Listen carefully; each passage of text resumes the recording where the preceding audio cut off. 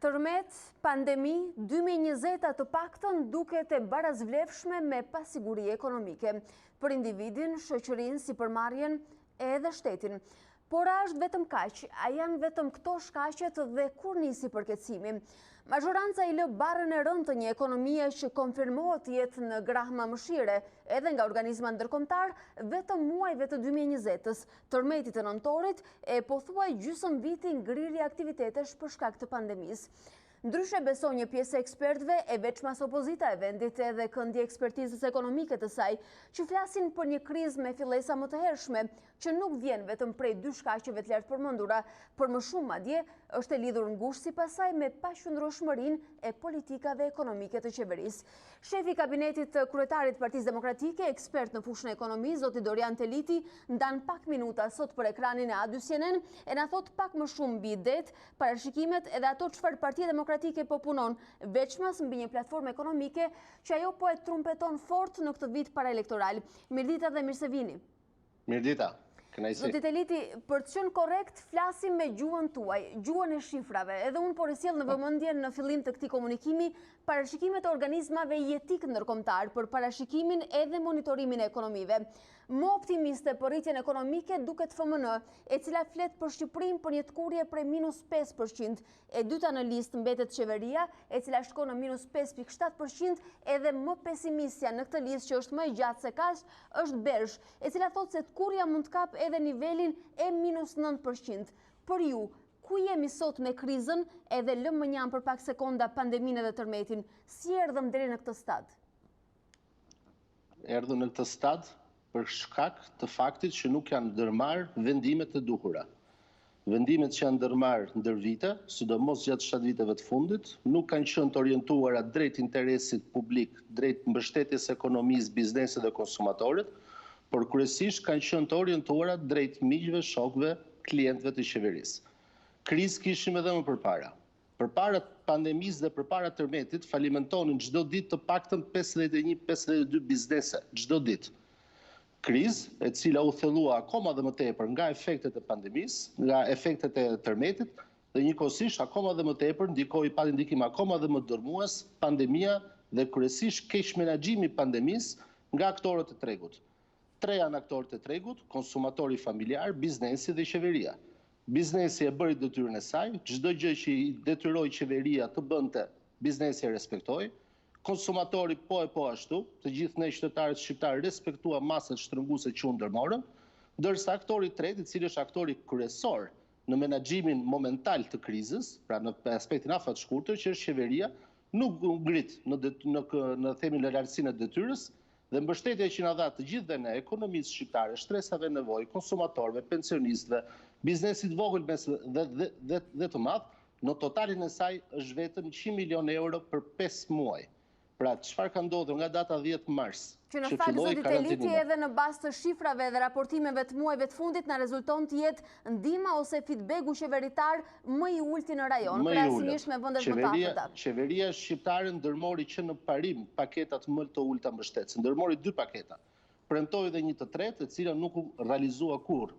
Ishte thjesht premtim. Po dhe ato 2 paketa që ndërmori. Nuk u realizua sepse edhe sipas argumentit të kryeministrit, por edhe ministrave përkatës, ishte e paarsyeshme dhe nuk përkonte me realitetin financiar. Kryeministri dhe ministrat përkatës mjafton dalin në terren. Bizneset po falimentojnë dhe qytetarët po vuajnë sot për shportën bazë ushqimore. Janë bizneset anë mban Shqipëri që po mbyllin qepenat, por jo vetëm. Sot po mbyllin qepenat edhe bizneset në zonat tradicionalisht të suksesshme. Mjafton të shohim rrugën e Durrësit, rrugën e Kavajës, rrugën Myslimshyri, zona historikisht në 30 vitet e demokracisë, të ekonomisë hapur, të lirë dhe të lirë të tregut, janë zonat që kanë qenë zonat më me vrull të madh të shitjeve, të bizneseve, nga ana e atyre bizneseve, dyqaneve që janë në to rrugë. Sot gjysma atyre bizneseve ju bëj thirrje të dërgoni dhe ju kamerat tuaj, siç e keni bërë në të kaluarën, gjysma atyre bizneseve janë të mbyllura qepenat dhe kanë tabelat ose shitet biznesi ose biznesi jepet me qira. Kjo është realiteti dhe ky është e pa kontestueshme. Fakti që sot qytetarët shqiptarë bëjnë protesta janë mban Shqipërisë, i shikoni gratë që punojnë në përfasoneri, i shikoni burrat dhe gratë të cilët punojnë në sektorin e prodhimit, i shikoni fermerët se çfarë po bëjnë gjatë ditës. A në mbar Shqipërisë kemi protesta të vogla sipas interesave të grupeve të interesit që janë nëpër zona qytet apo fshatra të caktuar, ato po protestojnë sepse nuk është që thjesht po vuajnë, por përkeqësimi i situatës së tyre ka arritur le të themi minimumin historik të 30 viteve të fundit. Ne sot flasim për recesion që e prekim të tërë, por diçka, shifrat vetë zyrtare të qeverisë shqiptare flasin për një humbje të ekonomisë, pra për një recesion i cili është në përmasat e saj më i madh se sa i vitit 97. Dhe ne dim shumë mirë se çfarë dëmesh ndodhen ekonomisë shqiptare në vitin 97, tani imagjinoni se çfarë po ndodh sot. Sot me dhjetra mijëra kanë humbur vendin e punës, me dhjetra mijëra biznese po mbyllin qepenat edhe ato pak biznese që janë të hapura kanë vështirësi të mëdha financiare. Paketat ashtu quajtura paketat qeverisë shqiptare ishin më të vogla në rajon që kur u miratuan dhe dhe në zbatimin e tyre, sepse qeveria u krenua për shkak me garancinë sovrane. Po ne e pam shumë mirë se çfarë ndodhi me garancinë sovrane. Absolutisht nuk janë ezauruar, sipas vetë deklarimeve të qeverisë shqiptare, edhe ato pa garanci sovrane që janë dhënë nga sistemi bankar me instrumente garancisë, kanë shkuar në dorën e disa miqve dhe bizneseve ngushësisht të lidhura me qeverinë. Pra çfarë ndihme po jep qeveria shqiptare ekonomisë? Unë, ju, Alba dhe gjithë qytetarët shqiptarë, a i dini se çfarë mbështetje kemi marrë nga qeveria shqiptare gjatë tyre 5 muajve? Mesatarisht 7 euro në muaj. Tani, unë dhe ti, që po flasim konkretisht, dhe gjithë ata që po na ndjekin, vetëm ne të dy kontribut në arkën e shtetit, si të punësuar që jemi, japim disa herë më tepër në muaj, se sa mbështetje që na ka dhënë neve qeveria shqiptare gjatë tyre 5 muajve. Që presupozohet të ishin disa para që rrallëherë na kthehen, megjithatë në rast të nevoje si këto duhet i kishim të rikthyera në xhep apo jo? Janë para të cilat duhet të vinin në xhepat e konsumatorëve, sidomos të shtresave nevojë. Janë para që duhet të shkonin në llogaritë e biznesit në format të drejtë për drejtë, pra tip subvencioni, apo në format të tërthort, duke i hequr barrat fiskale, tarifat e ndryshme të cilat paguan biznesi duke ia thjeshtuar procedurat, se to janë kostot reale të biznesit. Megjithatë duket se kanë qenë pikërisht kategoritë dhe shtresat e marginalizuara, ato të cilat e kanë pësuar ose e kanë ndier më shumë dëmin ose efektet e së krizës aktuale. Në çdo krizë, në çdo vend të botës, ata që ndjejnë në mënyrë më të fortë, më agresive janë gjithmonë personat, shtresat në nevojë, personat që kanë një nivel të ulët jetese, pra kanë të ardhurat të ulta, dhe ata që ndjejnë më pak janë normalisht ata që janë më të mirëqenë. Ajo që ndodh sot, fatkeqësisht është, siç është konstatuar edhe disa ditë më parë edhe nga UNDP-ja, 230.000 shqiptar janë futur në varfëri. Nuk ishin përpara pandemisë. Tashmë ata janë në kufirin e varfërisë, pa janë, konsiderohen në atë shtresë të shoqërisë shqiptare që nuk ja dalin dot të ushqehen. Jo më të bëjmë pushime, jo më të blejnë produkte madra në treg, nuk ja arrin dot të ushqehen. Po flasim për 230.000, do të thotë pothuajse 1 në 10 shqiptar.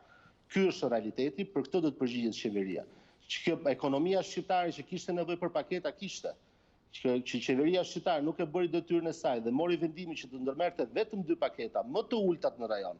Ku Kosova, le të marrim vendin tonë fshinj, ku Kosova ka një buxhet sa gjysma e buxhetit shqiptar dhe ndërkohë ndërmori politika mbështetëse me anë të paketave të saj, paketa 2 deri në 3 herë më të larta sa ato që ndërmori Shqipëria, shikoni sot se ku është Kosova, dhe ata po bëjnë hapa mbrapa, po ka një recesion në masën 3-4%. Ndërsa recesioni i cili po ndjehet anë mban Shqipërisë, sot realisht është 2 deri në 3 herë më i lartë sa ato që po psojnë vendet e rajonit. Unë e kam thënë dhe do ta rikthem gjithmonë. Momenti që erdhi pandemia dhe u vendos karantina, vendet edhe Shqipëria dhe gjithë vendet e tjera do bëjnë hapa mbrapa, pa në recesion do shkojnë. Ajo që duhet bërë është menaxhimi i dëmit dhe detyra kryesore i takon të qeverisë. Dhe për ta thënë thjesht për qytetarët që na ndjekin, kur bie zjarri në shtëpi, që diçka do digjet. Po qofsi zoti i shtëpisë nuk ndërhyn për të shuar zjarrin, ju asiguroj që ajo fjama e vogël, që flaka e vogël që është ndezur, rrezikon ta djegë gjithë shtëpinë, që rasti konkret është ekonomia. Në rastin e zotit i shtëpisë bashkë me gjithë familjar, pra me gjithë aktorët e tregut, ndërhyn për ta shuar zjarrin, diçka do digjet, por shtëpia shpëton. Qeveria e la ekonominë shqiptare në rënje të lirë. Keni dëgjuar më kryeministrin dhe qeveritarët të flasin për ekonominë gjatë muajit qershor dhe korrik dhe gusht? Janë zhdukur. E keni dëgjuar më kryeministrin të flasin për pandeminë? Janë zhdukur. Flisnin atëherë kur ishte fillimi, ku kishte edhe 20 dhe 30 infektuar, ndërsa sot që po vdesin 4, 5, 6 persona për ditë, fatkeqësisht gjunaf që po ndronë jetë, dhe që po infektohen në numra 3 shifror ditë a ditës, 100, 120, 130, 140, kryeministri dhe ministrat janë zhdukur. kanë marrë detyrën që t'i dalin për zot vendit. Momenti që janë në krye të aty pozicioni, duhet të marrin përsipër detyrat që i cakton dhe të ngrihen lartësinë e detyrës. Zoti Teliti, kur jemi tek mundësia dhe potenciali për maksimizimin e dëmeve në këtë situatë vështirë, një barë e rëndë për cilën e paralajmëroni është edhe rreziku i borxhit publik në nivelin e 100% të prodhimit të brendshëm bruto, thoni ju.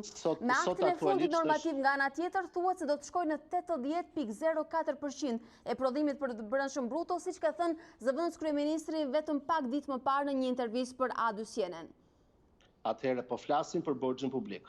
Pra po flasim për borxhin e marrë në emër të publikut që do të paguhet nga publiku shqiptar. Pra çfarë kemi në borxh? Kemi 80% që deklaron qeveria, por qeveria në to llogaritë nuk përfshin 13% kontratat koncesionare. A është ky një borxh që do ta paguajmë në gjatë viteve të ardhshme? Po e paguajmë sot kontratat koncesionare, do i paguajmë dhe vitet të ardhshme në rast se sipas filozofisë qeverisë aktuale. Se filozofia jonë qëndrimi ynë është bërë i qartë, kontratat koncesionare anullohen. Por marrim fotografinë e sotme, ato janë kontrata në fuqi që po paguhen, pra është borxh që ne do paguajmë, dhe janë 13% e produktit brendshëm bruto.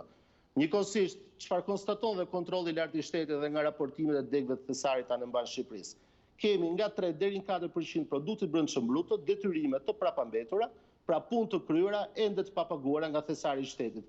Aritmetika nuk gënjen dhe nuk është opinion. 80%, 13% dhe 4% bëjnë sot, jemi aktualisht borxhi publik, pra borxhi që kemi ne publiku shqiptar, unë ti dhe 2,5 milionë shqiptar rezident në Shqipëri, që do t'i paguajmë kohër më kohër, janë sot 97% e produktit brendshëm bruto. Nuk ka qenë asnjëherë kështu.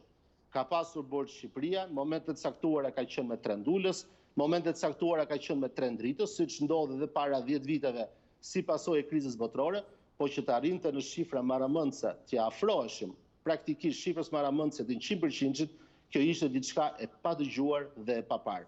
Zoti Teliti, për qenë sa më konkrete dhe më të qartë për qytetarët që po na ndjekin edhe me gjuhën e shifrave, dua konfirmimin tuaj. Një prej llogaritjeve që ka bërë ekspertiza e Partisë Demokratike, llogaritet se borxhi për çdo shqiptar është rritur me 1.800 euro, ose e thënë ndryshe 30% që nga momenti kur Partia Socialiste erdhi në pushtet në shtator të 2013-s. Ku shkuan huat, parat, taksat e secilit prej nesh në këto vite, në idenë tuaj gjithmonë? Atëherë, borxhi publik është rritur me 3,2 miliardë euro, stoku i saj. Njëkohësisht, vetëm nga rritja e taksave, taksa progresive që jeni edhe ju subjekt personalisht, dhe shumë e shumë taksa dhe tarifat të tjera, kjo qeveri në 7 vite nga 2014, nga 1 janar 2014 deri më sot, na ka marrë dhe 2,1 miliardë euro tjera. Pra vetëm nga rritja e taksave dhe nga rritja e stokut borxhit publik, kemi 5,3 miliardë euro. Po të shtojmë këtu dhe 2 miliardë euro dhe kontratave koncesionare të firmosura. Nuk përfshin këtu akoma milot fieri që do ta paguajmë nëse firmosur do ta paguajmë në të ardhmen. Shkojmë afërsisht në masën mbi 7, afërsisht 7,4-7,5 miliardë euro. Ku kanë shkuar parat? Kjo është pyetja që ne kemi rritur në këto 7 vite. A ka pasur rritje rrogash? Jo. Ka pasur rritje pensionesh? Jo. A kemi investime madhore në Shqipëri që të kenë justifikuar rritjen e kësaj barre? Absolutisht jo. Përveç bypassit të Fierit, ne nuk shohim akse të tjera të ndërtuara. A kemi investime në shëndetësi? Dhe sot u pa, në këtë periudhë u pa se sa e rëndësishëm është sektori i shëndetësisë, gjithmonë i braktisur nga kjo qeveri, por edhe problematika gjatë 30 viteve të fundit, le themi të keq menaxhimit të sektorit shëndetësor. Ku jemi, ku janë parat, ne këtu e kemi thënë. Parat kanë shkuar për kontratat koncesionare, parat kanë shkuar për tenderat e luksit, parat kanë shkuar për ato tendera që bëhen me garë të vetme, pra me ofertues të vetëm, dhe që mbyllet tenderi në masën 100% të fondit limit. Pse? Sepse mungesa e garës nuk e bën që vlera e kontratës të ulet me 10, 15 apo me 20%. Po e dini se sa tenderohet çdo vit? Tenderohet 1,1-1,2 miliardë euro për vit. Pra në 7 vite janë tenderuar mbi 7 miliardë euro. Sigur të kishte procedura të hapura tenderimi, sigur të kurseheshin të paktën 15%, siç është normale që kursehet në çdo procedurë tenderimi, ja ku janë dhe 1 miliardë euro të futura në xhepat e miqve dhe shokëve. Keq menaxhim. Parat këtu janë, por thjesht janë marrë nga një grush njerëzish dhe janë futur në xhepat e tyre, në vend që të merreshin dhe të shpërndaheshin për publikun dhe për ekonominë shqiptare. Dhe pavarësisht se na morën mbi 7 miliardë euro, mbi 7,4-7,5 miliardë euro me këto instrumenta, pa përfshirë këtu dhe 6 miliardë euro të tjera që kontrolli i lartë i shtetit i ka vlerësuar në këto 7 vite dëm ekonomik, abuzime me takse dhe kështu me radhë. Pra që shkojmë në vlera dhe 13-14 miliardë euro, ne sot, në momentin më të keq të 30 viteve të fundit, momentin e pandemisë, e cila fatkeqësisht ende nuk ka mbaruar, dhe siç deklarohet edhe nga ekspertët e fushës, po edhe nga vetë qeveria shqiptare, muajt që vijnë mund të jenë edhe muaj sfidues, sidomos pjesa e vjeshës dhe e dimrit. Në këtë moment që ne kishim më shumë nevojë se kurrë për një mbështetje sa do të pakët, paketa për ne, oferta qeveritare për ne ishte të marrë 7 miliardë euro për të japë vetëm 100 milion. Pra të marrë 70 lek, po të japë 1 lek të vetëm. Zoti Teliti, lë për pak minuta kritikat në adresë të qeverisë dhe duhet të rikthehemi alternativës tuaj. Ne jemi në një vit paraelektoral dhe jo për ju. Alba, vetëm një sekond të lutem. Mjafton të shikojmë vendet e rajonit.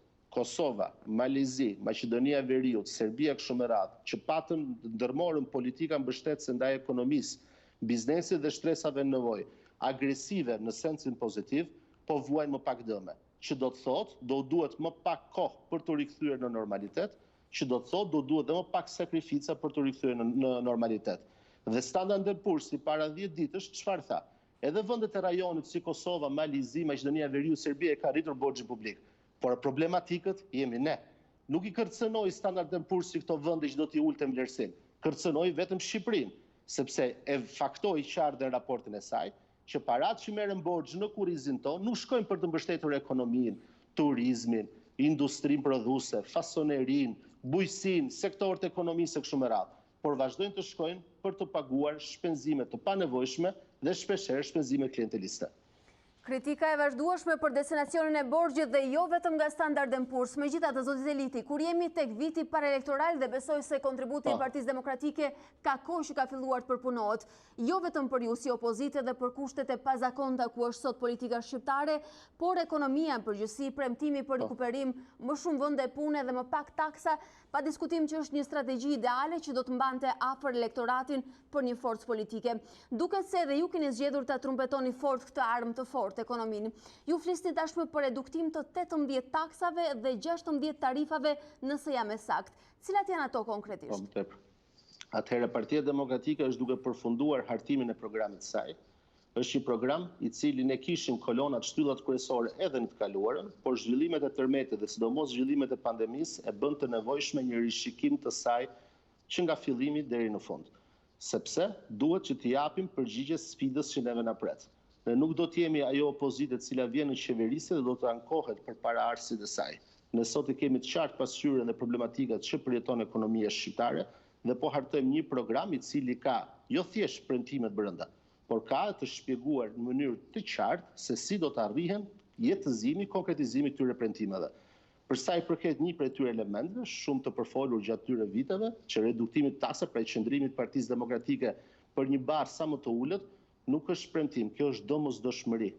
Ne i kemi bërë thirrje dhe qeverisjes aktuale që të reduktonte taksat. Bani mend, 10 amendamentet që ne kemi prezantuar kur ishim në Parlamentin shqiptar, sepse qëndrimi ynë është i qartë prej kohësh tashmë, për nivelin e ekonomisë shqiptare, për mënyrën se si funksionon ajo dhe për realitetin kur ajo operon, duke pasur dhe një nivel të lartë informaliteti dhe nivel të lartë varfërie, e vetmja mënyrë, jo se duam ne, por vetmja mënyrë që duhet ndërmarrë, i vetmet instrumenta që duhet ndërmarrë për ta përmirësuar disi situatën është lehtësim procedurial, lehtësim fiskal, ku çdo kush të ketë mundësi që me konkurrencë të lirë dhe të ndershme të përmirësojmë gjithë bashkërisht klimën e biznesit dhe në bazë aftësive të mbjetojnë në treg ata që janë më të zotët.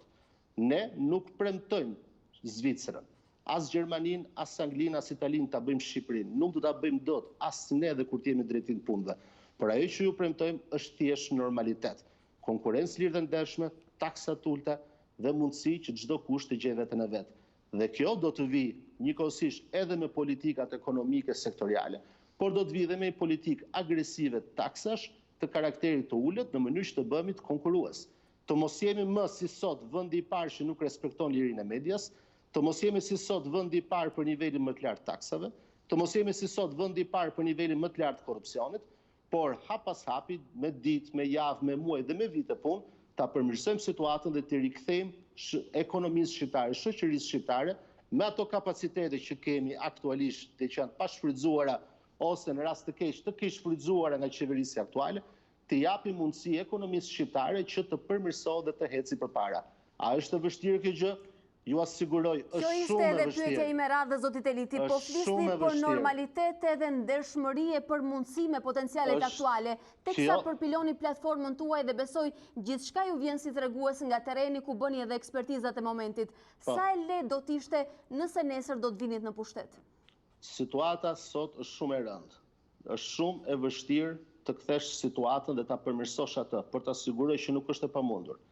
Me rregulla të qarta, me politika të qarta, jo politika klienteliste, po me rregullat të qarta loje, ju asiguroj që investitorët vendas, biznesi vendas do të ketë mundësi frymarrje.